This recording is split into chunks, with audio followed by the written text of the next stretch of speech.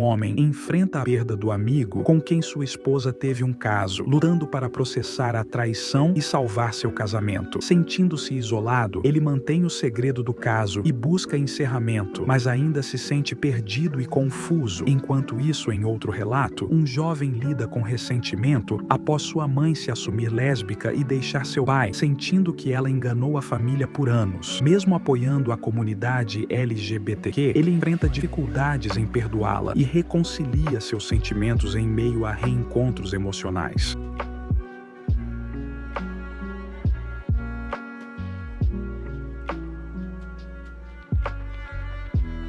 Minha esposa me traiu há 6 meses. O cara com quem ela fez isso acabou de falecer. Há muito que desempacotar aqui. Estou realmente lutando para identificar minhas próprias emoções porque há muitas camadas nisso. Vou começar do começo para expor o contexto. Por volta de abril do ano passado, eu tive uma separação feia com minha melhor e única amiga que tive em anos. Éramos muito próximas. Foi difícil e tóxico. Fiquei um pouco deprimido e estava fazendo o mínimo para funcionar. Minha noiva, agora esposa, sabia que isso era difícil para mim, mas também estava lutando porque não sabia como cuidar de mim. Ela cresceu com uma mãe negligente e está acostumada a carregar o fardo de cuidar das pessoas. Ela meio que passou a ficar ressentida comigo nessa época porque eu estava tornando isso muito difícil para ela. Eu estou tomando estabilizadores de humor para um distúrbio emocional e ela simplesmente não sabia o que fazer. Ela lidou com isso muito mal. Durante esse tempo, ela fez amizade com um cara no trabalho. Vou chamá-lo de... Eles se tornaram muito próximos e conectados por compartilharem seus traumas emocionais. Ela teve uma infância ruim e isso afetou severamente como ela percebia os relacionamentos. Tinha muitos problemas com álcool, mas, por baixo dos problemas de sobriedade, ele era um garoto genuinamente legal. Também me tornei amigo dele. Eu realmente gostava dele. Não me sentia ameaçado por ele, porque confiava na minha esposa, pois ela sempre foi muito honesta sobre seus sentimentos comigo. Eles passavam quase todos os dias juntos, às vezes na nossa casa, às vezes na dele. Ficavam acordados até as 4 da manhã apenas conversando. Às vezes, ele dormia na nossa cama conosco. Passei a vê-lo como uma figura de irmão. Eu gostava dele, mas também sentia pena dele porque sabia que ele lutava contra a sobriedade, sentindo falta da ex-esposa. Ele estava tentando ficar sóbrio para poder ver seus 2 filhos pequenos.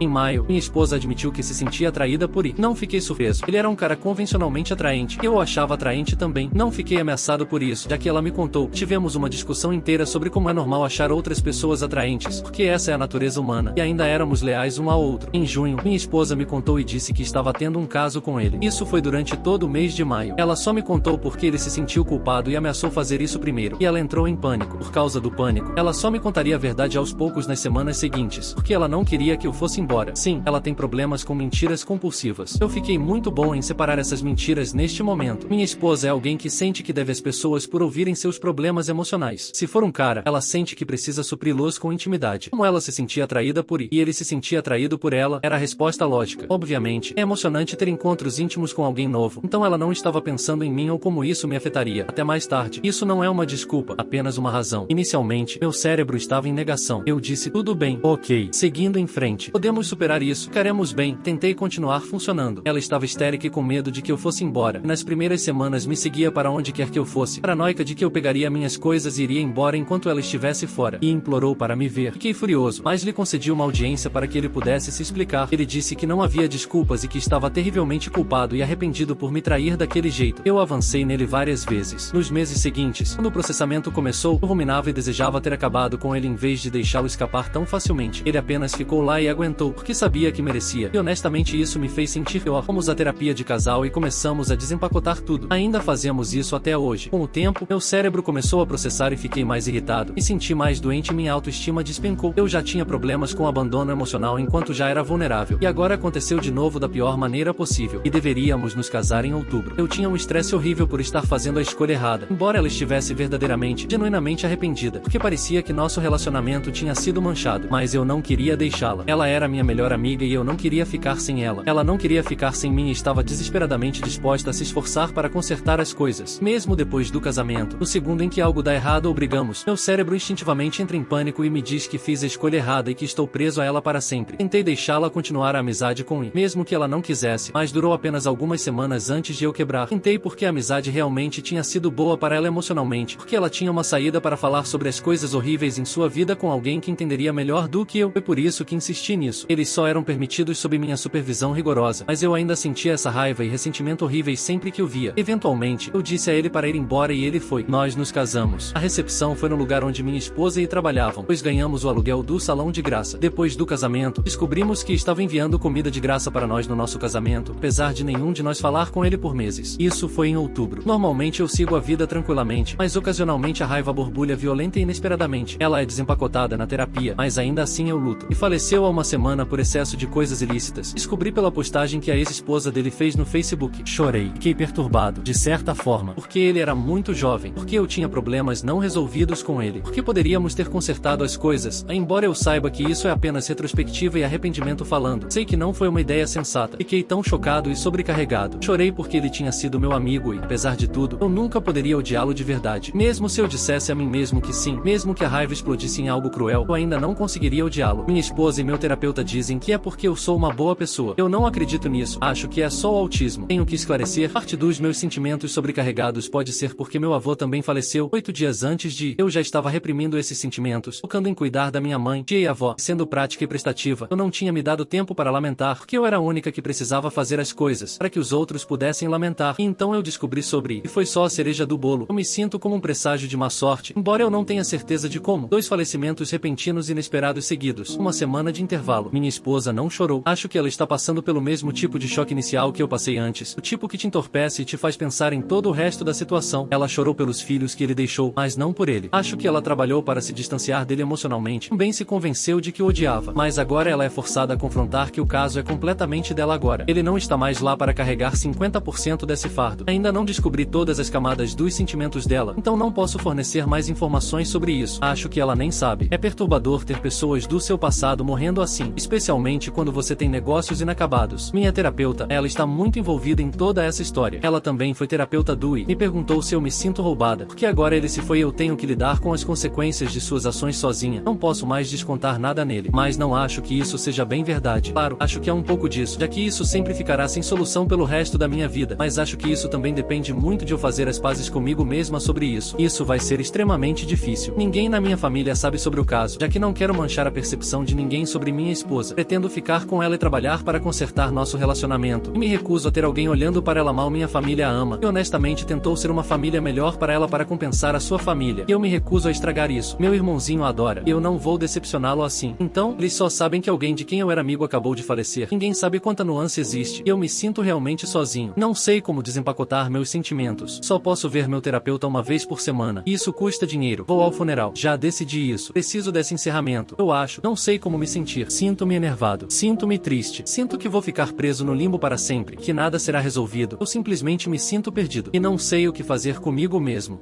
Uau, isso é complicado. Tente não se preocupar com como você deveria se sentir. Não há uma maneira certa de se sentir sobre isso. Então, por favor, tenha paciência com todos os sentimentos que devem estar surgindo, mesmo que sejam conflitantes. Fico feliz que você continue indo ao terapeuta, porque imagino que seja muito difícil não ter mais ninguém com quem conversar sobre isso, exceto sua esposa, que também é parte da causa desses sentimentos complicados. Espero que você encontre conforto neste grupo. Imagino que continuar escrevendo sobre isso me ajudaria pelo menos a organizar seus pensamentos, mesmo que isso apenas torne mais fácil encontrar um ponto de partida sobre o que falar na próxima sessão com o terapeuta, sabe? Provavelmente levará muito tempo para resolver isso. Por favor, tente ser gentil consigo mesmo, enviando pensamentos de cura. Ficar de luto por um relacionamento multicamadas sem encerramento vai ser uma montanha-russa. Você parece muito emocionalmente em sintonia consigo mesmo, então acho que você vai se curar tão bem quanto qualquer um pode, que eu descobri com a minha situação. No entanto, que houve pessoas que me desencadearam nos aspectos negativos do luto, e isso porque elas não fizeram muito para criar uma situação mais saudável, embora tenham a capacidade de tentar. Dado o fato de que ainda estão vivas, acho que você deve tomar o máximo de tempo e espaço que precisar para resolver isso, é o que estou tentando dizer. Quando estiver pensando nos próximos passos, pergunte a si mesmo: minha ex está saudável ou induzindo uma experiência positiva para mim?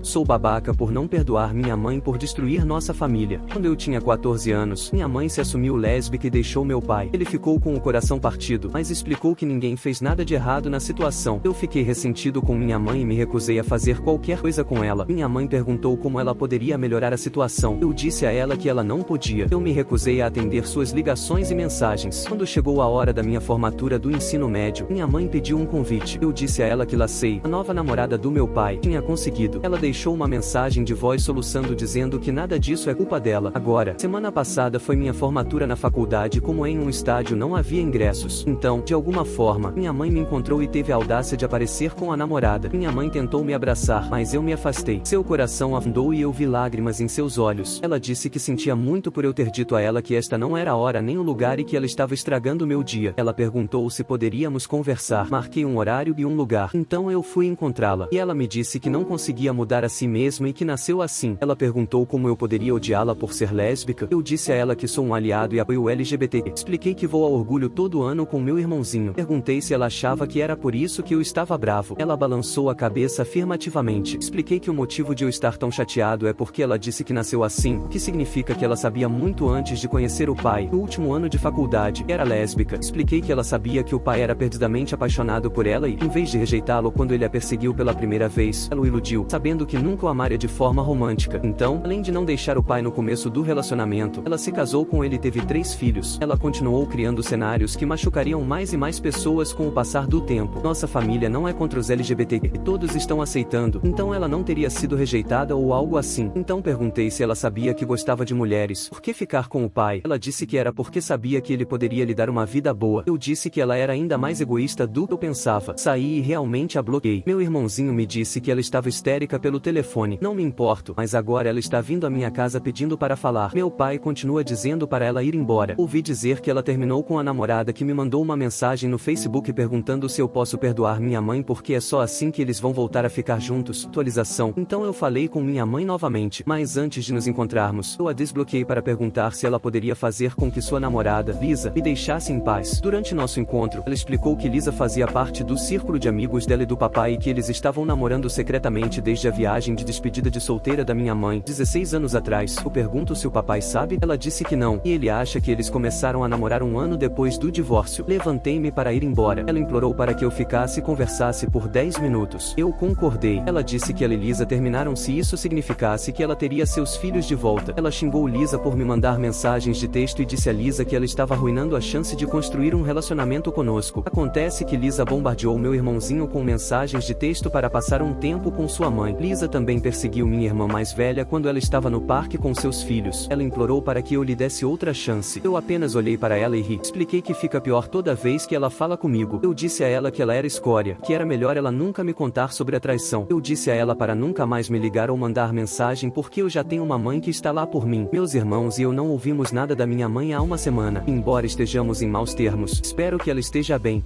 E a mãe e a namorada da mãe disseram que elas estão separadas até que o OP perdoe a mãe e aceite que a mãe está vivendo uma mentira durante o casamento. Acho que essa história exagerada sobre elas estarem separadas é uma manobra para fazer o OP aceitar a mãe. Eles deveriam tentar uma mentira diferente. OP explica tão bem seu raciocínio para nunca perdoar sua mãe. O fato de ela saber desde o começo que só se sentia atraída por mulheres e ainda escolher construir uma família com seu ex-marido só porque ele poderia lhe dar uma vida boa é totalmente nojento. Além de traí-lo por mais de uma década com alguém que seu marido considerava uma amiga, cada explicação que saía da boca dela era simplesmente cômico.